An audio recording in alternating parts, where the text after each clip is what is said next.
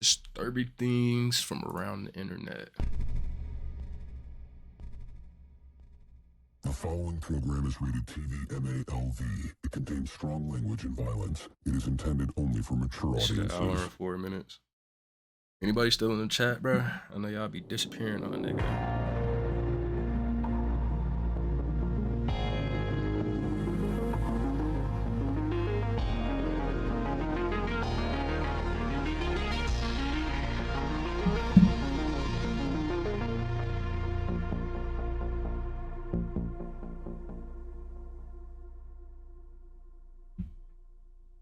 Technology makes your PC a powerful tool. And now they've even added an encyclopedia. Awesome. I do my shopping at home, pay my bills. And I can learn something new.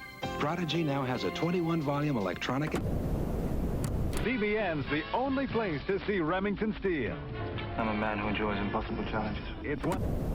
It's crazy that an earthquake like at TV back 4:31 then, West they used Coast to be time. like clear. Strong, jolting, and rumbling. It pushed its way through Southern California. I also have to warn you as we begin this special report that what you're about to see almost defies description, and some of you may not want to watch it. 39 people in one house dead, and no one can explain why. This is the body of the 20th victim found, a minister from Fairway, Kansas. It'll take a long time to get things back in shape. Some feel they never will.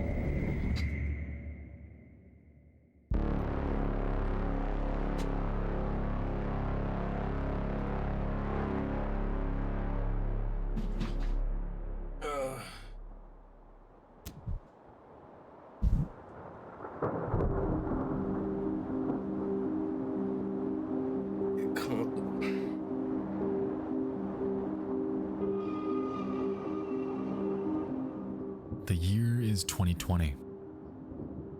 A woman and her husband move into a duplex, sharing the home with two other tenants, an elderly woman and her adult daughter. For the first few months, nothing seems out of the ordinary.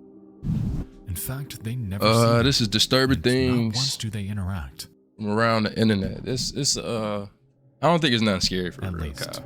until... You should be cool. You should be cool.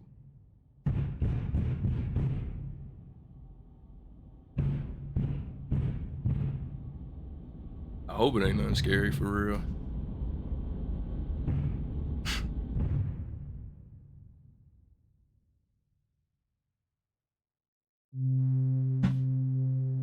My headphones loud as shit.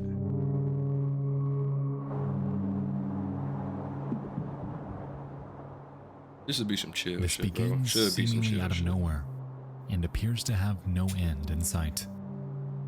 Every single time they do this, their dog freaks out, causing their newborn to cry and causing the banging to only become worse.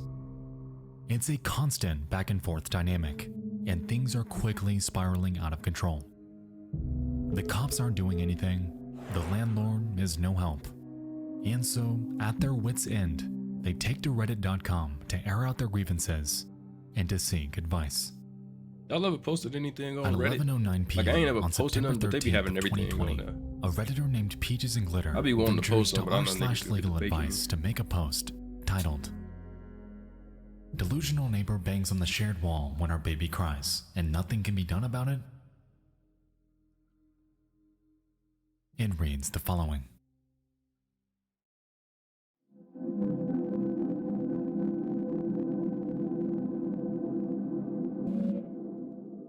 I live in a duplex in Washington State with my husband and my son, who is only a few months old. My father-in-law owns half the duplex and is renting it to us, and the other half is owned by an older woman and her adult daughter. My father-in-law has known the women for over 15 years and told us before we moved in that the daughter was mentally ill and had strong delusions on occasion that caused trouble with the previous That would make me tenants. not even want to move The in. last Somebody tenants that's apparently delusional had and to get a shit like civil that. anti-harassment order placed against the daughter, but eventually moved out when the behaviors never stopped. Apparently, the neighbor accused them of kidnapping and abusing their children, and even abusing their dogs. My husband and I brought our son home a few months ago, and we didn't have any issues with the neighbor until about 2 weeks ago. She has begun banging on and throwing things at the walls when our son cries. She screams at That's us not as your well, neighbor, bro. but I usually Is can't it? hear what I she's think it actually is. saying. You know, over the screaming baby and the two dogs going absolutely ballistic because of the banging. It's absolute chaos, and it's made my postpartum anxiety so much worse. Every time the baby cries, I experience intense panic, waiting for the screaming and banging to start. We've called the non-emergency police line twice when I can't handle it anymore, and the first time they talked to her and she stopped doing it as often. Maybe once every 2 days. Tonight though, she's back at it and worse than ever. The air quality is so bad right now from the fires that I can't let the dogs out for long to stop them from barking. And the barking makes the baby cry harder, which makes the neighbors scream and pound on the walls harder. The officer I spoke with says we can try to get a civil anti-harassment order placed, but he knew for a fact that her behaviors never stopped after the last tenants tried that, and he said his unofficial advice would be to live somewhere else. Is that serious? Real note. Y'all letting somebody else, like y'all neighbors, beating on your walls and shit like that, y'all gonna let them put y'all out? Or y'all gonna thug that out and like throw hands with their ass? I ain't gonna lie, we definitely gotta throw hands and shit, cause you not finna just sit here and bang on my walls and shit, and, you know, try to put me out of my crib. My father. Seriously my only option. We can't afford to move, but I can't keep living like this.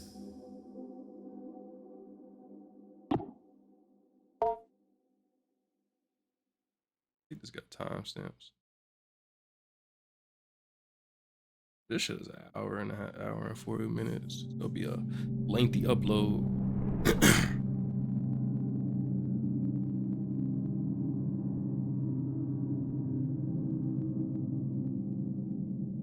Unfortunately, this post went largely unseen by anyone online, merely generating 40 upvotes and just 10 comments.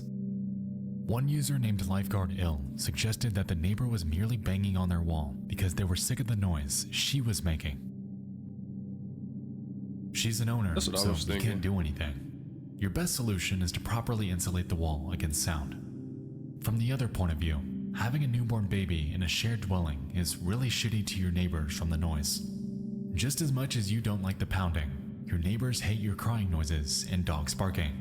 Maybe your neighbors can't handle the crying anymore. You should really look into soundproofing, or your Yeah, neighbor could I'll start put that calling on them, animal 'cause control you and shouldn't be, CPS you know, for all the making all noise you that make. noise and shit. Stop blaming the neighbor when you're the one making all the noise. Can't be mad at that. That's valid. It's That's an valid as hell, interesting I ain't gonna thought lie. process. However, the perspective is entirely valid. They are responsible for half of this duplex, and Right. there's really not much they can do about their distaste for a neighbor. As a matter of fact, that was largely the sentiment of those who did see her post. There's nothing she can do in the matter. That's valid though, because if I own something, you feel me? I ain't trying to be, you know, rude, but like, bro, you shouldn't be doing all that shit. You feel me?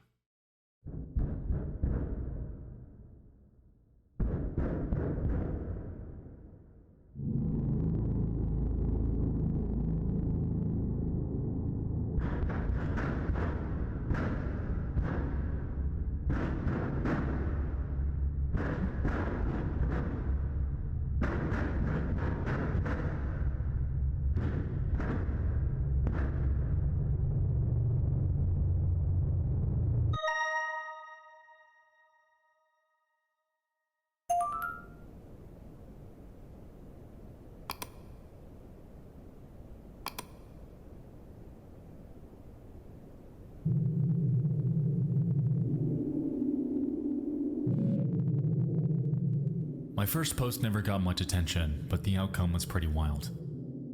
Short version. In October of 2020, my husband and I were renting in a duplex, where my father-in-law owned the half that we lived in, and a separate family owned the other half. We brought our son home from the NICU in August, and towards the end of September, I thought the neighbor her started father to owned the pound whole on the thing, shared and then wall she was just, where like, could renting hear it him out. cry. The pounding escalated over the next 2 months. The neighbor bought a megaphone to yell through the wall and threatened to rip us apart. She called us Buying a child megaphone predators, is crazy, and I she ain't gonna yelled lie. obscenities and threats until 3 or 4 in the morning. The police were called multiple times, That point is like, you yet do nothing gotta could be move. done about it. One officer told us, "I'm gonna kill you." See, doesn't mean anything if I don't actually do it. The elderly mother hadn't been seen in several months, but requests for wellness checks were brushed off. The general advice that I got was that as renters, we couldn't do anything. It was also suggested that this was reasonable behavior since the crying baby was probably really annoying. Since my first post, we moved in with my grandmother for our safety. The neighbor ended up busting a softball-sized hole through the shared wall to scream at us and occasionally just stare at us. The smell. See, nah, this is what you gotta blow back at ass. You gotta grab your blick and blow at ass. Cause for ain't no way. Ain't no way, shorty over there in the hole in the wall yourself. That's out of pocket as hell. Shorty your ass tweaking. Can't be doing that because you putting a hole in the wall, you gotta pay for that shit and your ass getting kicked out. All that came out of the hole was indescribably bad. Our security cameras recorded her coming in my son's nursery window at around 2 a.m. almost daily, just staring. She killed her mama dead in the wall. Her mama dead in the house. It took until the end of January for the police to be able to enter her property, and as it turned out, the elderly mother had been deceased since at least June, and the daughter had the corpse dressed in her Sunday best, rotting in a dead-bolted bedroom. That's nasty as hell. The news article said the mother died from natural causes, and the daughter was taken to an inpatient psychiatric facility. I think the daughter might have poisoned her. Daughter had to poison her. That's what I'm thinking. I'm thinking, you know, with her head fucked up. Daughter had to poison her.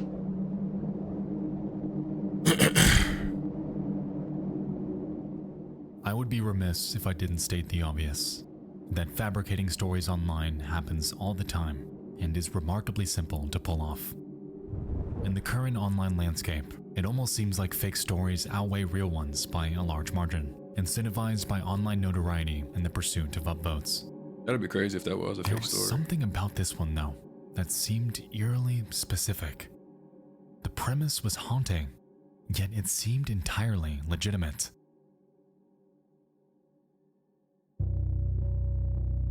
I don't know. That got to be some white people shit, because usually neighbors don't do that. Like the neighbors I got, they don't usually do that type of shit. In January of 2021, they usually don't do that type of shit. Authorities in the city of Richland, Washington, made their way to the home of Peaches and Glitter in response to their 911 call. While there, they encounter black people. They call your landlord. They call the landlord. Get to tweak with the landlord first. Then that's like, all right, neighbors, we'll throw them bitches. We ain't just beating on walls. Because of this, they request to be let in to ensure everything there is okay. Let me go back. She carved in their shared. A disgruntled 45-year-old woman named Angela Greiner through the hole she carved in their shared wall and immediately notice an overwhelming odor. Because of this, they request to be let in to ensure everything there is okay. Yet Greiner staunchly refused. For over a week, she wouldn't let a single soul in, no matter how hard law enforcement tried. However, what she was unaware of was that police were already in the process of obtaining a warrant, essentially permitting them access, regardless of her consent. Oh, this is a real story then. I thought this, I ain't gonna lie, I ain't never read to this channel. I thought this channel was like fake shit. And so Richland PD returns and forces their way inside. And as expected from the revolting odor, the corpse of Greiner's mother, a 67-year-old woman named Claudia Kinney, was rotting inside their locked bedroom. Yeah, that shit wild as hell. She reportedly died from pulmonary emphysema and was believed to have been decomposing inside that home for nearly 7 months. Damn, 7 months? Bro, do you know how bad, nigga, you shit. Yo shit smell terrible as soon as it come out. Nigga, imagine a bitch defecate and a dead rotten body is fucking. That shit is nasty. Yeah, you gotta lock her ass up. Fuck up, man, lock her ass up. Letting your mama sit there and rot that long, bro. You couldn't even give her a funeral and shit, bro. Psychiatric facility. That shit grimy as hell. There have been no further updates on her status or whereabouts. The duplex, to this day, still stands, yet now bears a reputation forever haunted by the grim events that took place there. The story in its entirety drives home the fact that you truly never know who's beside you, who's across from you, who is on the other side of the wall by which you sleep. For months, this family was unknowingly going about their daily lives with the human corpse just feet away from them and completely unaware that their neighbor was living alongside it. That shit. At the end of it all, Peaches and Glitter just wanted a home for their family. A place their newborn can grow up happily. I don't know. I Little feel did they like know what they were getting into. And what I was feel like waiting having for a them kid, you definitely gotta be super considerate and shit like that. You feel me? Gotta be On the super other side. considerate, bro.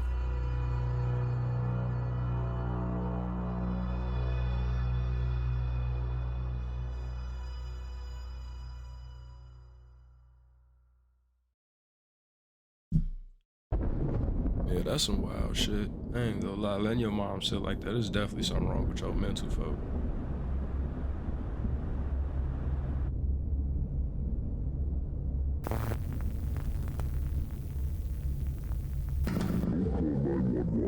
Driveway or loud stereo.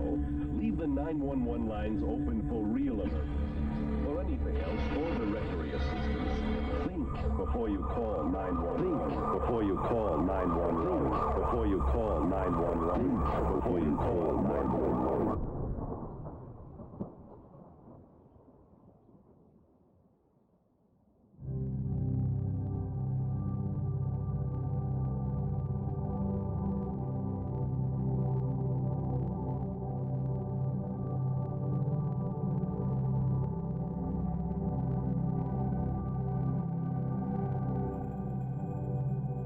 It's evening in Polk County, Florida. A 76-year-old woman named Loretta Pickard is home alone, asleep Yeah, on she's her on her couch. picture. She had just undergone hip surgery, so She she like was that unable body to bag. move.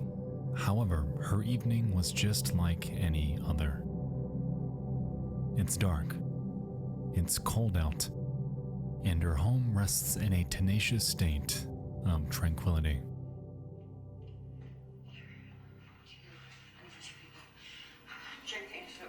It'll turn to the prison. Please, there's not much time before it's too late. Better give it to my parents. No, Nikki doesn't need it. Nikki doesn't need it. She wasn't poisoned. She was only given it. At 7 p.m., Loretta notices that something is wrong. Oh, it's The a shit smell of vibrating. smoke awakes her. However, because she's disabled, she's unable to check what's causing it. During this, her husband was away with their grandkids, so she was Which I think it effectively is. helpless in place. Nah, I ain't gonna Meanwhile, lie. the smell. I ain't gonna lie, bro. If my grandma, you know, like fucked up, bro, somebody gotta be in the crib with her, bro. If she can't even move and shit, bro, somebody gotta be in the crib with her, bro. Like at all times. Motherfuckers not finna be able to just sit, you know, sit. You can't leave your grandma in the crib by herself. She can't even Persists. move. You feel me? She gotta have some type Something of, is you on know, fire. maneuver somehow. And so she grabs her phone, dials 911, and explains to dispatch the following.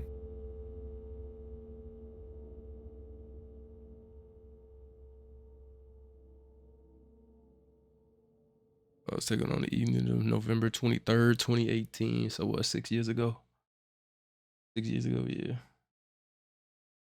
If you'd like to skip this call, please jump forward to 22. Nah, I want to hear this shit.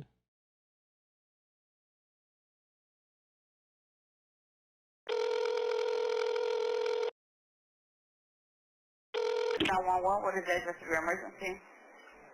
Pardon? 911, what is the address of your emergency? Okay, tell me exactly what happened. I think my house is on fire, and I'm here alone, and I'm on a walker. Okay. All right, I have a couple more. I just have a couple of questions, okay? It's kind of sad, okay. Okay. You know, like she can't. Or the firefighters, excuse me. That's sad as hell. But she can't even go nowhere. She can't even move for real. So like, if she trying to escape, she can't even escape. These questions are not going to delay paramedics in any way. Okay, what type of building is involved? I hope she ain't die. It's a log house with a tin roof, but it's coming from the roof, I think. I don't know. Okay, I have help on the way, okay? These questions are not delaying the firefighters at all, Coming from okay? the roof, that's only somebody Okay. did that shit from the outside in. All right, I do have them coming. All right, I'm sending the fire department to help you now. Stay on the line, and I'll tell you exactly what to do next. What should I do? Okay, is anyone trapped inside the building? Well, I'm inside the house. I don't even know if I can get out. Okay, all right, I have them coming as quickly as possible, okay? How many? How many what? Okay. Oh, I mean, my my dumbass. husband's at the ball game, and I can't get him. I'll try his cell phone. Okay, exactly where are you located? No, inside the home. Exactly where are you located inside the home? Right now, I'm in the living room. The smoke's getting bad. Okay, if it's safe to do so, leave the building, close the doors behind you, and remain outside. Do not try to put the fire out. Do not carry anything. Do not carry out anything that's on fire. Couldn't, honey, if I wanted to. I'm on a walker, and I can't hardly walk. Okay. All right, well, I do have them coming as quickly as possible, okay, so just let me know when you see them. Okay, where exactly is the fire? On the roof, I think. Yeah, that's not a like. Okay, Cal. The only thing. Look. The only thing she said her husband was at a ball game. Her husband, I don't think she should have been left alone, knowing that she couldn't move and shit. So it's like grandkids and shit. Okay, like I understand motherfuckers be busy, but just have somebody checking up on her. You know, especially if like the husband finna be going to a ball game on. Guessing baseball. I was just imagining older white people playing watching baseball, not no basketball or no football. But yeah, it's like it is an L family. It's like it is an L family, but at the same time, it's like, he probably thought in that little span of time that nothing was gonna happen for him. Okay, is anyone injured? No, I'm the only one here. I'm not injured, but my eyes are so smoke. Well, I can't get out the door. Okay. Okay. Okay, I have them coming, okay? They're coming as quickly as possible, lights and sirens, okay? Okay. It sounds like somebody set her crib on fire if it's coming from the roof. This back and forth continues for 15 agonizing minutes. Damn. Yet for this entire duration, 15 minutes? Help never seemed to come. Nevertheless, the fire seems to be growing. Where is everyone? That's fucked up, bro. Oh, I see fire now. Okay. Oh, you hear them? They're here. They're there. No, they're I'm not. letting them know exactly what's going on, okay? 15 minutes is there. crazy, bro. I'm sorry, G, but when it comes down to shit like that, bro, I am suing the city, bro. I call you 15 minutes to tell you my crib on fire, bro. You know how many firehouses is around here, bro? I'm calling the city, bro. They are right Y'all there. niggas sue. They have to make their way into you, okay? That's lying.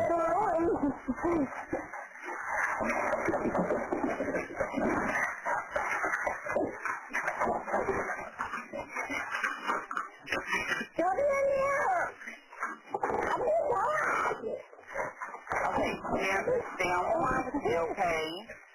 What's your husband's name?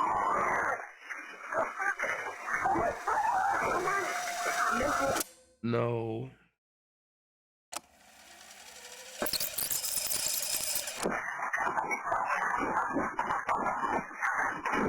Hello?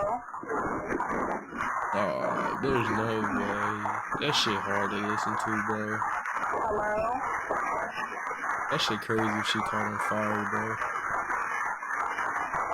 Hello?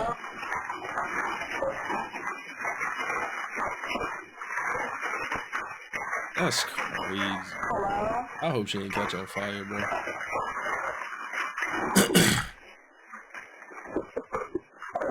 Hello?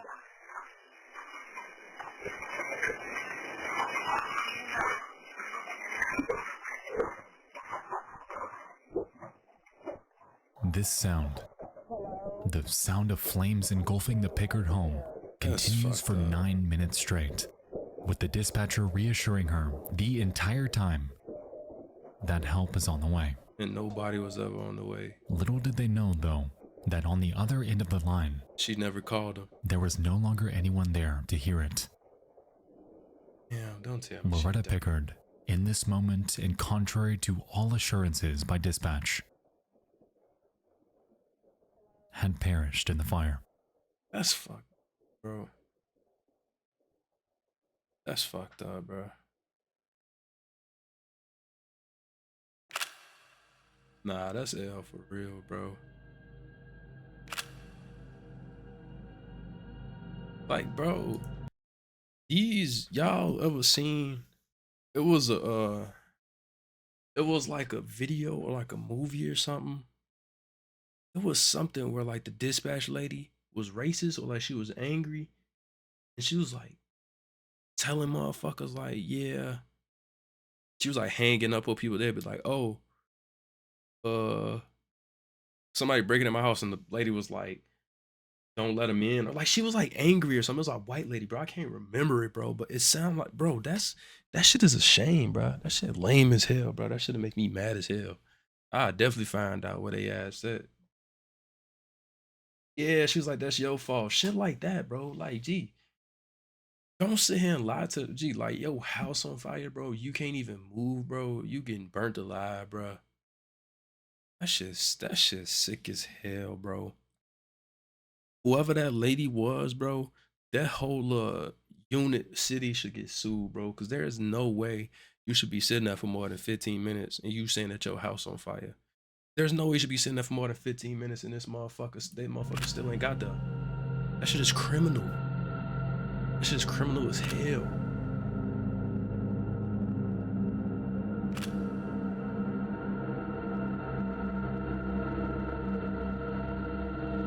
That shit's sick as fuck, bro. You wouldn't believe it, but for over half of this phone call, help was just a few short feet away. Firefighters were outside when she was alive and had every opportunity to save her, but didn't. That shit's That sick, evening, there were unfortunately no fire hydrants anywhere near the residence, so the crew was left to utilize the reserves in their truck. Instead of putting out the house fire with Loretta trapped inside, however, the crew's captain, James Williams, used the entirety of the reserves to combat what he described as a forest fire behind the home. This, by default, nullified any potential of combating the blaze's origin, diminishing any possibility of saving Loretta Sick as hell, bro. at all. Sick as hell. I don't know how niggas could live like that, bro.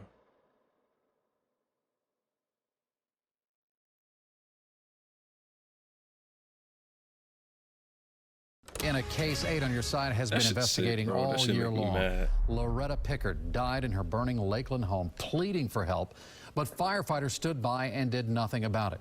Well, now her estate will receive the maximum amount of money allowed under state law. 8 on your side, Stacy DeSilva reports from Polk County. Loretta Pickard's niece tells me the settlement does provide a bit of closure. Only $200K?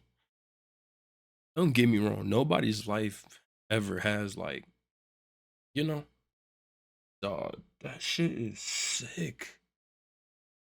That's sick as hell, bro. $200K is crazy for a settlement when the city didn't do shit that they were supposed to. That shit's sick as hell, bro. That should have made me so. Since the incident, the Pickard family has undergone a grueling legal battle against the county, as in the weeks following the fire, it's been revealed that James Williams would frequently take Snapchat videos while at the scene of house fires. And allegedly, the evening of Loretta's death was no different. Even further, it's been stated by bystanders that little to no effort was made to get inside the home either, effectively leaving her helpless and alone to endure one of the most horrific deaths imaginable. I ain't gonna lie, like, burning to death is one of my biggest fears. Like, I ain't even, like, I don't per se a fear, but that's one of the most, I don't want to die that way. That's one way I don't want to die.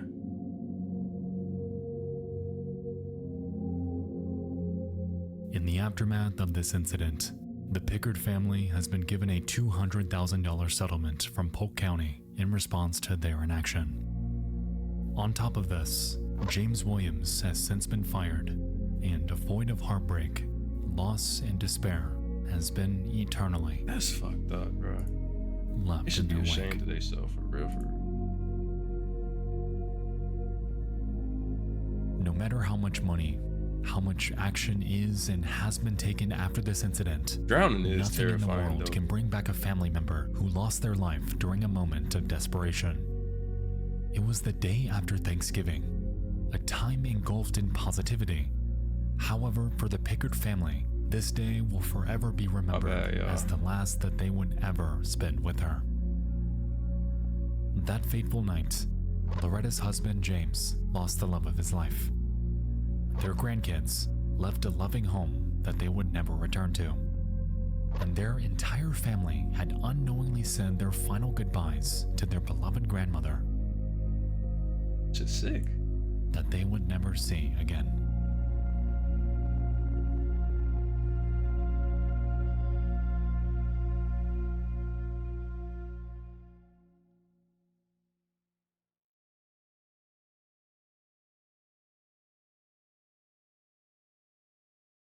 Drowning is terrifying. I ain't go.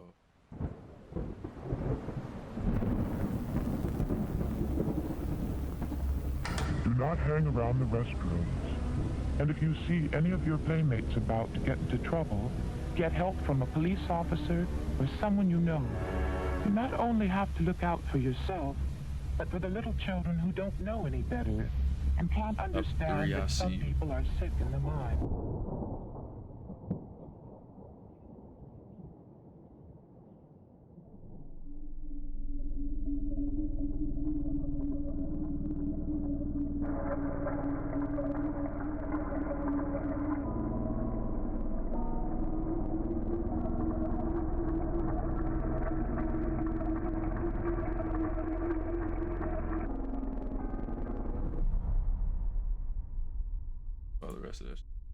In 2018, a YouTube channel was born. It's named Vera Koroteva, and over the span of less than 1 year, they'd upload over 1.4 thousand videos to the platform. Within them, we're able to observe the inside of an apartment occupied by what seems to be a family. And to be honest, not a whole lot seems to happen. They spend a ton of time watching TV and lounging around. And at first glance, it seems like this channel might be nothing more than an archival page run by them. Now, this would make sense. However, that shit kinda dirty. There's one small problem. This isn't Vera's only camera.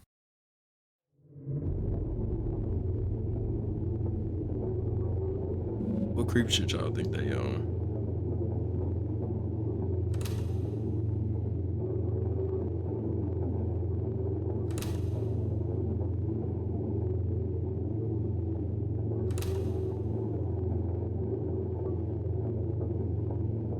Oh, they had cameras everywhere. This channel, Vera Koroteva, is likely run by not the tenants, but their landlord. Oh. And they've got eyes everywhere. That's weird as hell. That's weird as hell.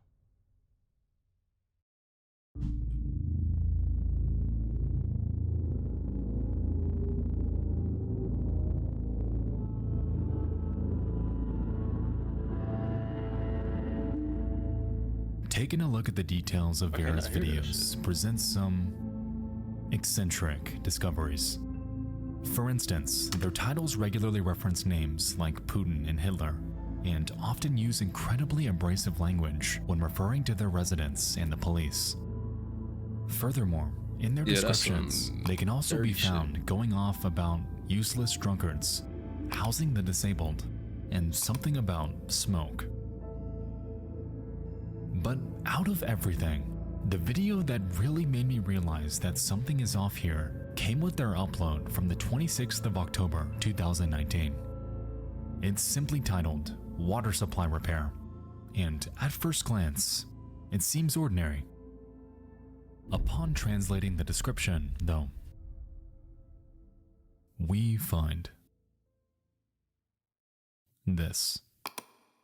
This nigga know how to pay attention, I ain't gonna lie.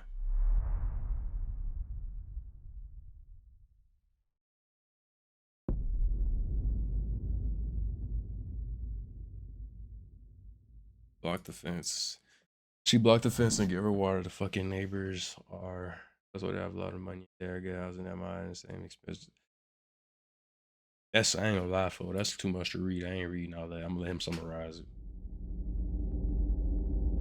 I'm gonna let him summarize that. That's out of my fucking, that's out of my budget. I'll be honest with you. I've tried to read through this multiple times to glean any sort of logical flow in their wording, but it doesn't make much sense at all.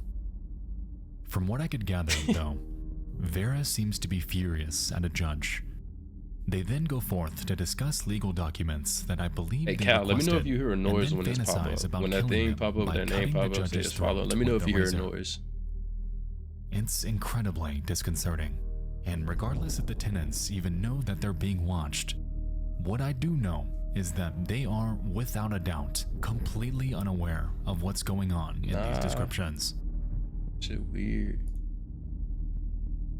Alright, man. For over 4 years, this bizarre channel has sat like this, completely untouched and unnoticed by the broader internet. With this, their backlog spanning thousands of videos are public, documenting complete strangers living out their daily lives without even the slightest hint that the very person who owns the building they live in is broadcasting them to the world.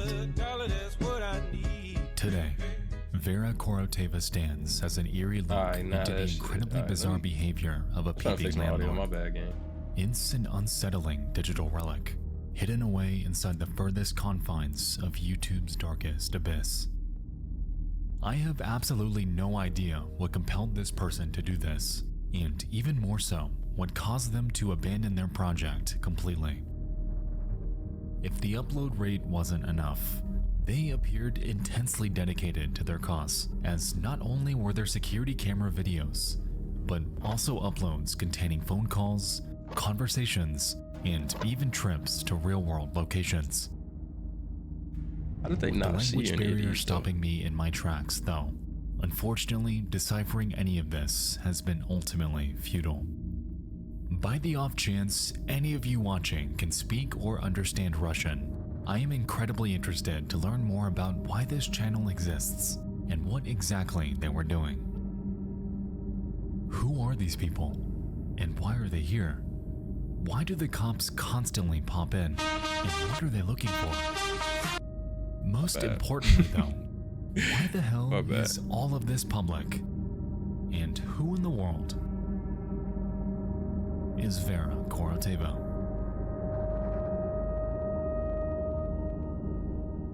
Hey, I just want to know how they not see any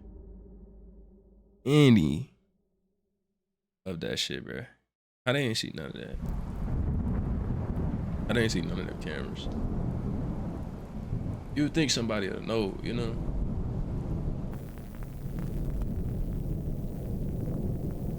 The goal of this video is to make you aware of the potential for differential pressure situations. The key is to recognize them beforehand and When make it's sure got you are you, prepared this to the deal second with to them. last one. Because when it's gotcha, it's gotcha. We still got a whole another 30 minutes. I might play some Madden later tonight too. I want to grind my little season pass on Ultimate Team so I can get some season XP and shit.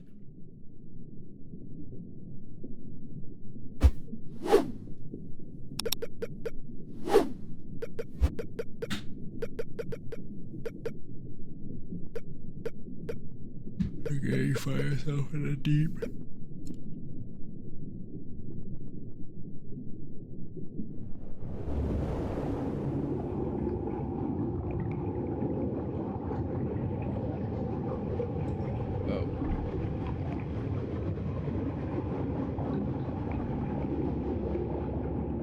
What's that shit called when people are scared of the deep parts of the ocean? Back in February, we discussed the unquantifiable Y'all niggas think horrors of the space or ocean. the ocean is scarier? Earth's greatest enigma. An entire biosphere. I think space is scarier.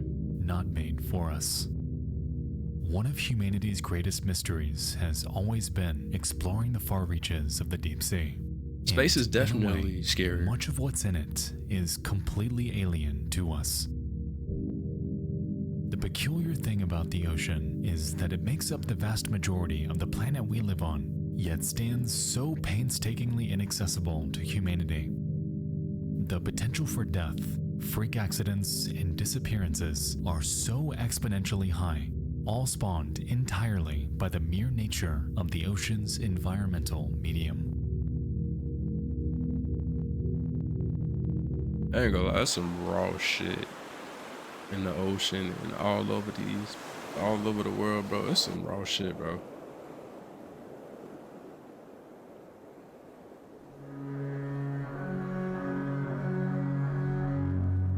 In February of 2022, 5 divers are commissioned by a fuel trading company named Peria to perform maintenance on an oil pipeline.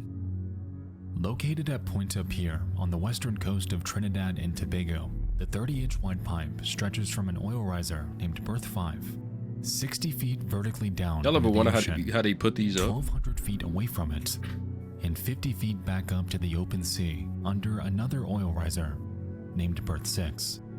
I be wondering how they It put was up like meant to all allow this huge ships to shit in the transport their ocean, bro. reserves to Peria's facilities on land for processing.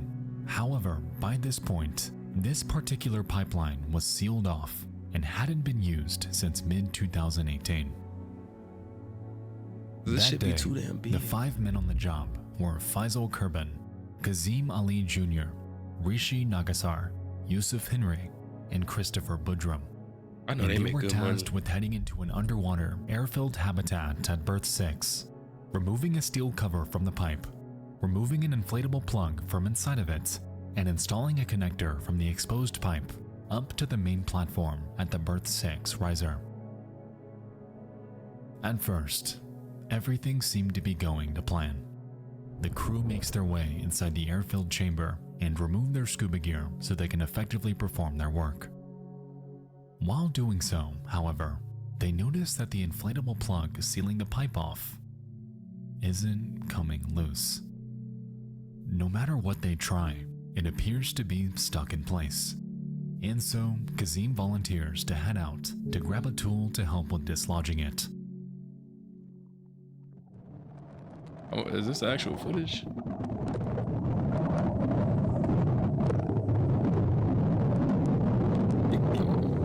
I can even see where you're going.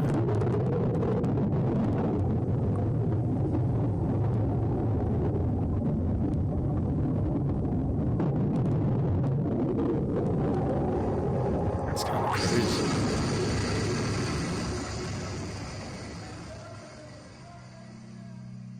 Upon heading back down to Berth 6's chamber, Kazim hands the tool off to one of his coworkers who takes another crack at dislodging it. But what they're unaware of is that by doing this, they're unknowingly opening the door to a gargantuan difference in pressure, and Oh, that's what I very figured. soon find themselves in a dire predicament.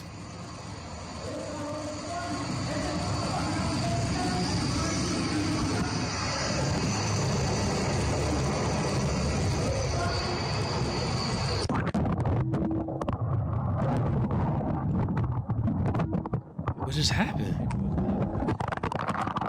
Did it explode?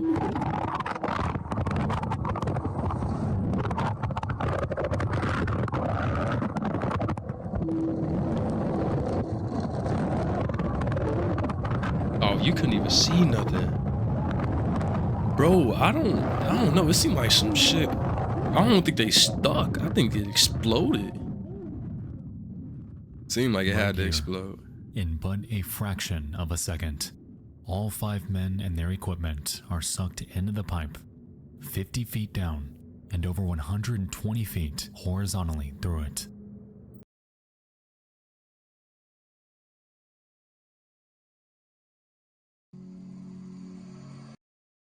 dog. Mind you, this pipe don't even look appears to big. be stuck in place. This pipe don't even look that big. Upon heading back down to Berth 6's chamber, Nigga, that pipe not that big. They could fit in there, but gee, all 5 of them getting sucked in there is one of his crazy. coworkers, who takes another crack at dislodging it, but sucked into the pipe 50 feet down and over 120 feet horizontally through it. Nigga, you know how mad I'ma be, bro? Do you know how mad I'ma be, nigga? You know how mad I'ma be, bro? That yo bosses couldn't tell you, like, yeah, don't do that shit, bro. Nah. And without even a second to process what just happened, they are effectively trapped in a pitch black cell underwater. That's fucked up. That shit fucked up as hell. Again, bruh.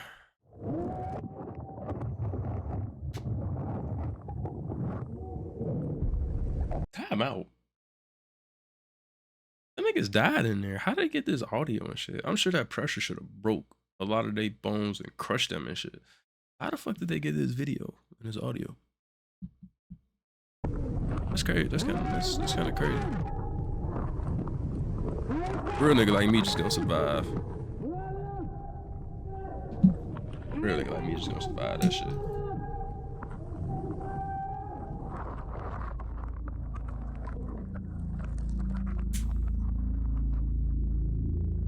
Immediately, they scream for help. They have no idea what the hell just happened, but they're in excruciating pain, and they gotta get out of there. There's so much water pressure on them, bro. They collect their thoughts and orient themselves inside the pipe. They explain to each other their injuries, who's behind who. But they underwater. Are they not underwater? Pipe they're even facing. With hope quickly fading, Chris begins motivating his crew to try their hardest to get out of there, out of that hell they're stuck in. And so, he proposes a plan to link hands with ankles and to inch their way out. It was a 50-50 shot that they'd be heading in the right direction, but at this point, it was one. So it wasn't even full. So it wasn't even full. The water pipe not even full. I'm assuming that shit was full. No light source, no breathing equipment, no sense of direction. I ain't gonna lie, so let me find out my homie down there. They got stuck. That shit tough. In the beginning, it seems to be working. However, they quickly realize that sections of this pipe head down to a lower depth and have collected pools of water and oil. Were they to continue their plan, they'd be making their way through fully submerged sections of pipe, a proposition that, with no knowledge of how long it would go on for, was undoubtedly horrifying. How long they said that shit was? I don't even remember how long they said that pipe was. With this revelation, Kazim, Rishi, and Yusuf decide to stay back. It's a risk that they just can't stomach. And so Chris reassures them that he'll return with help and continues onward with Faisal by his side.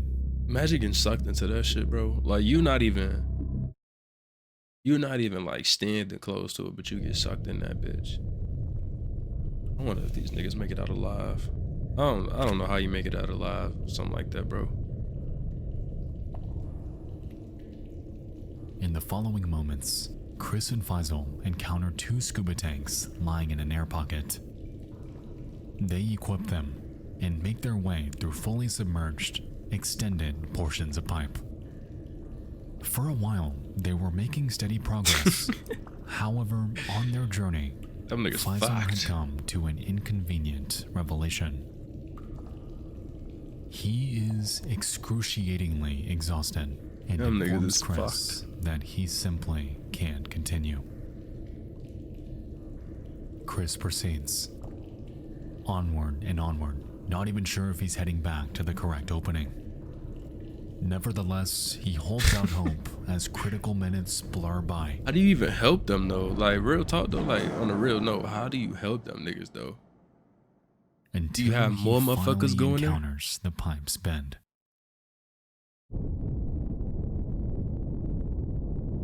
Do you have more niggas going to the pipe, or do you like try to blast them niggas through? Do you? He looks up. How you gonna climb through? And it's open. In complete disbelief, he begins to bang on the pipe, screaming and pleading for anyone to hear him.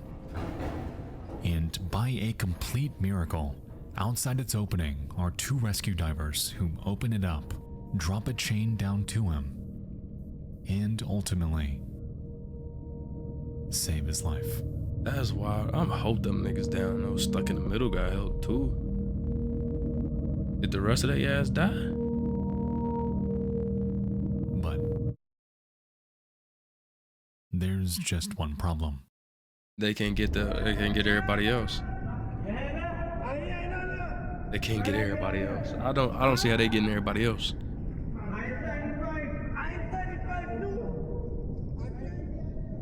Four men are still down there, still alive, and still need help. To his dismay, Chris is told that there's nothing that can be done about them. It's apparently too dangerous to send someone in there to get them, and essentially, all hope for their rescue is lost. In utter disbelief at what he's hearing, Chris even tries to head back in there himself. Hear me out. Hear me out. I ain't knocking you. It definitely is every man for theyself in that situation. I'll be damned if I'm not going. Man, look, I'm not finna sit there. However, he is ultimately prevented from doing so. For 3 excruciating days, the remaining 4 divers are trapped in that pipe, begging and pleading for anyone to help them. Little did they know, though, that nobody was ever coming. Help was never on the way, and the men were, effectively, they just sat there and rotted left to die. I mean, like, they couldn't, like, you see, they couldn't, how they got the pipe down there, they couldn't go down there, unbolt the shit. Like, let's be real. They could have went down there and unbolted the shit. You feel me? Because I'm sure they had to bolt these parts together. Bro, they bogus as hell. They could have saved them niggas, bro. They could have saved them, bro. That shit grimy as hell.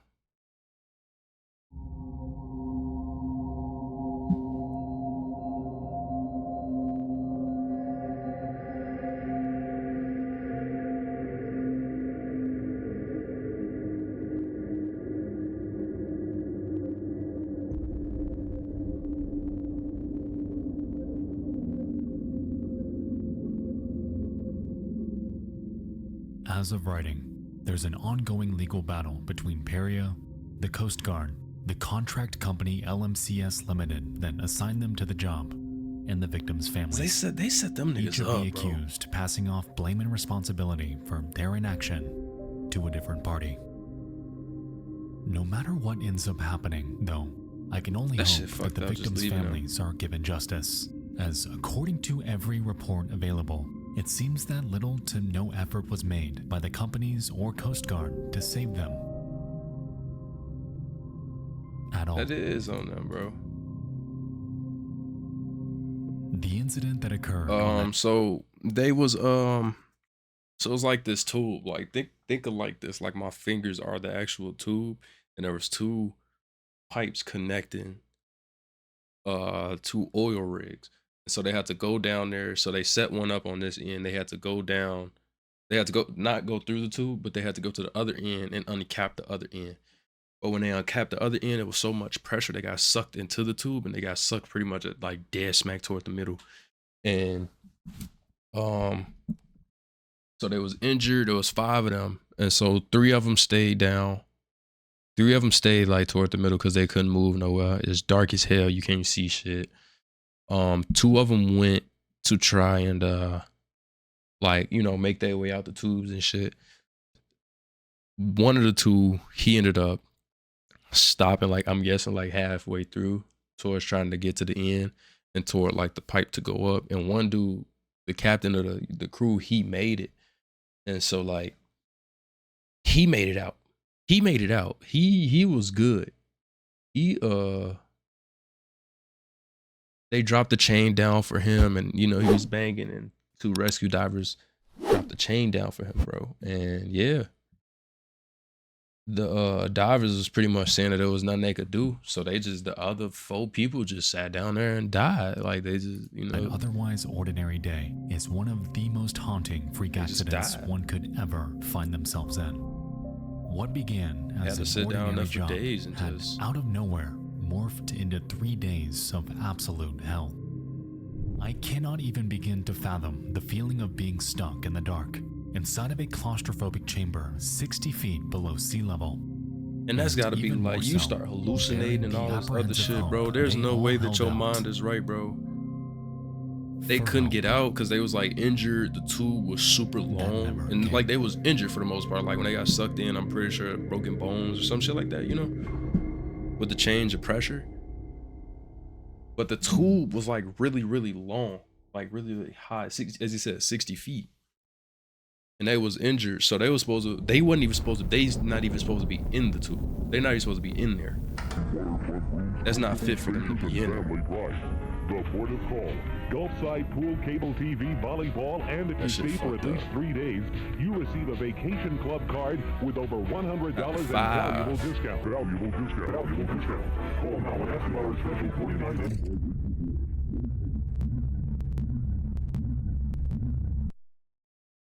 Buckets chapter 5. Lego, tell us. Roll for one more. Okay. So I'm guessing what he do, like usually 4. Imagine the jump scare right here. That should be terrifying. I need to take Remy out, but I don't want to stop streaming though.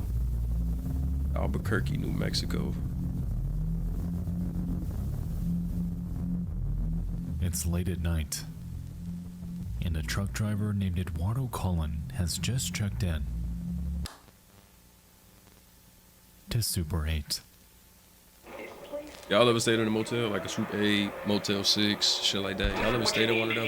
Then stay here at Super 8. Clean, comfortable rooms, because we inspect them more than any major economy chain. Clean, friendly, Super 8. All the room you want. That motherfuckers be scary, boy. His night is unremarkable. It's about as ordinary as you can imagine. He cleans himself up, makes himself a hot meal, and just a couple hours later, I did when I stayed in California with my grandpa, into a much-deserved slumber.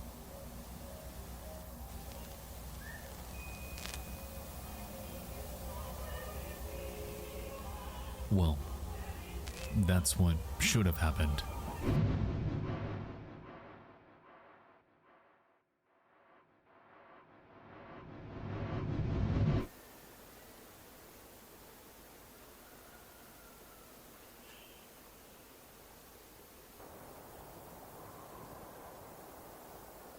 It's been 2 days, and Eduardo has not checked out. A security guard on duty is sent to check on him. However, a do not disturb placard adorns the handle, and the room is locked from the inside. Would y'all still go in there? I'll still go in there. Don't tell me this man committed suicide. No answer. Eduardo, you in there, buddy? Still nothing.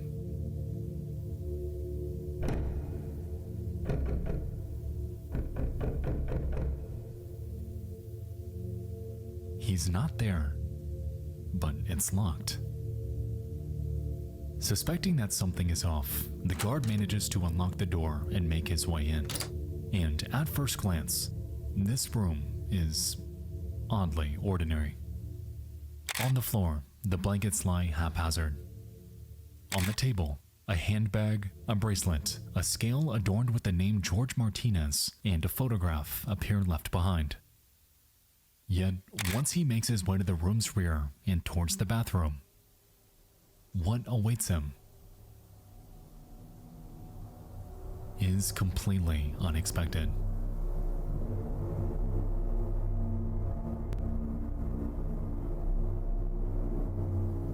Hanging by a suitcase strap, a badly decomposed woman stares down upon him. and Eduardo. Wait. Nowhere to be found. Oh, okay. He paused. I'm like, bro, what the fuck? I'm like, him too?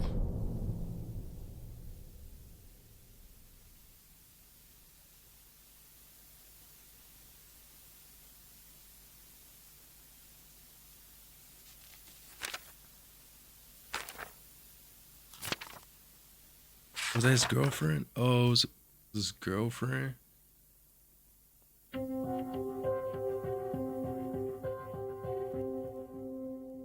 You know, you would think that this photograph would make this woman's identification a breeze. However, reality has been quite the contrary. Police have since connected her likeness with the woman in the room, yet to this day, her identity remains exactly how it's been from the day she died. She is unknown, unidentified, a Jane Doe.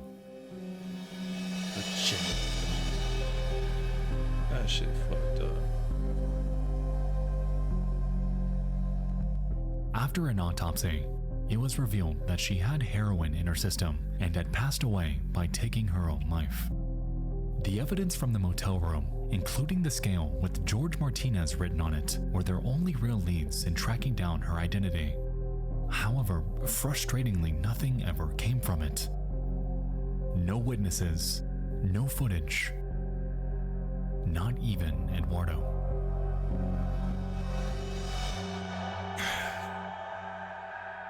He had to have did something to her. I don't believe that he didn't. It took 7 entire years before Eduardo's family was contacted by police, and coincidentally, they claimed that he had passed away not long beforehand. Upon being shown this mysterious photograph, however, they revealed that they didn't recognize him at all. This is not Eduardo, and they have never seen this man in their life.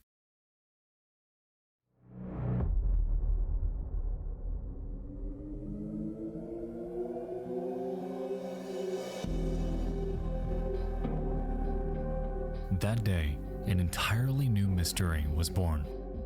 Not only was there ambiguity around the actions of Eduardo and this woman's identity, but now an unnamed male has entered the picture. As the years went on, leads on him were all but non-existent, and all they really had to go on was the connection to that scale. George Martinez was believed to be his identity. However, given how many George Martinezes are out there, tracking this guy down in the 1990s was all but impossible. All but to this possible? day, this mystery remains completely unsolved, barring one credible tip that authorities received in March of 2021. It's been rumored that her name was Becca and that she flew there from Los Angeles, California. Why she did this, who she came with, and how she wound up in a motel bathroom is still unclear. However, with the rise of the internet and breakthroughs in technology, perhaps someday, her identity can come to light. I thought they was gonna say they found her.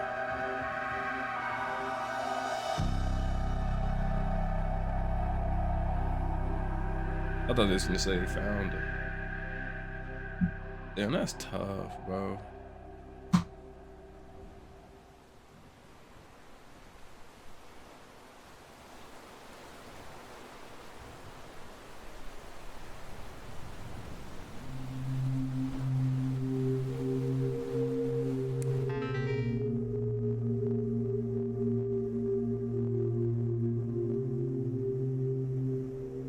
It is hauntingly mind-boggling that not a single soul on this earth has been able to identify this woman for over 30 years. Much like the case with Joanna Lopez, having such hard photographic evidence of someone, yet knowing absolutely nothing about who they actually are and what happened to them, is eerily perplexing. That's tough. That's fucked up. What took place on that fateful night may never be known. And to be honest, a lot of it doesn't even make sense. Eduardo was merely stopping for a place to stay. So how did he become so wrapped up in such a tangled web of mystery?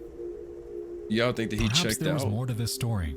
Something that he wasn't letting on. After he checked out and they snuck in there However, or something. given that he's since passed away, that question will painfully remain unanswered.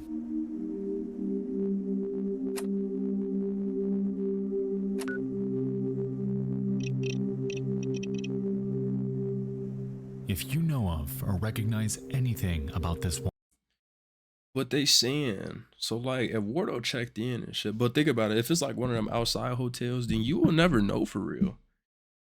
If it's one of them outside hotels where like the front desk don't see everybody going in and out type shit, then you never know who actually going into these rooms.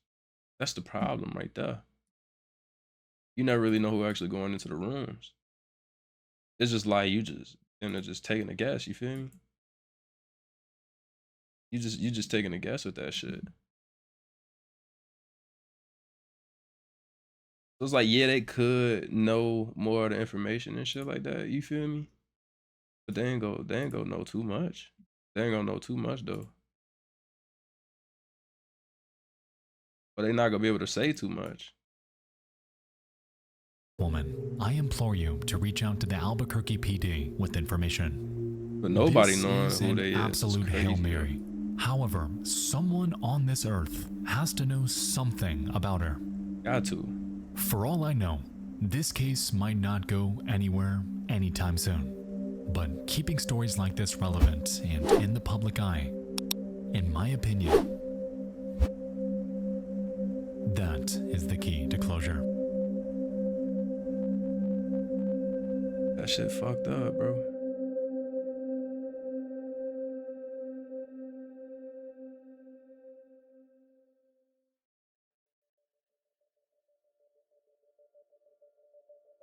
That shit crazy, bro. Nah, this dude, hey, he got some valid videos, bro. I ain't gonna hold you.